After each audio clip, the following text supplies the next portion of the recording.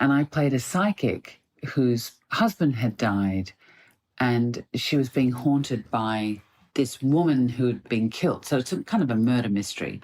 I'd never been to a psychic's. And then when I got to Savannah, where we shot it, I met this woman who was a quote-unquote real estate agent.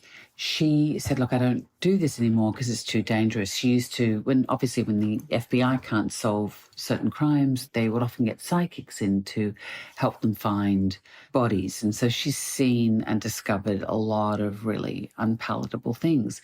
And so I said to her, look, would you give me a reading?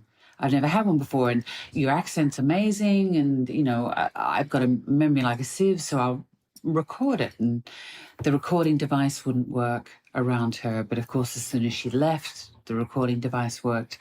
And she made all these predictions, which I only recorded because I was interested in the process. And then we were moving house about 5 or 6 years later. And so I listened to the recording, and everything she said happened. What did she say? She said I would have 4 children. I was like, are you crazy? And there would be 2 born in one place, 1 in another, and 1 would come to me in a really unusual way. So we have 3 biological kids, 1 adopted child, 2 born in England. I mean, it was all kind of crazy. And she said that I would play a writer who was ahead of her time, who had a foreign-sounding name like Guevin, short hair, and she was killed for what she was writing.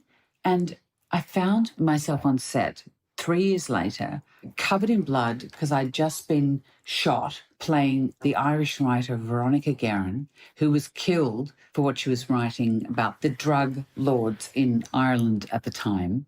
And she also said that I had 2 bodyguards. And I was like, are you bonkers? And because the case had been reopened, I was assigned a bodyguard because the guys who had got out of jail were visiting the set. Ireland is a very small country. And I was covered in blood, short hair, coming from the scene where I'd just been shot. And I turned behind me and there were 2 bodyguards following me. And it was just one of those moments where you go, hang on a minute. And then it was all came back to me. So it wasn't like I'd predicted it. I'd only done that stuff as research. So that was a very strange moment. Her prediction came true. It did. And so I had this urge. It's like, oh, my God, I've got to go back and find her.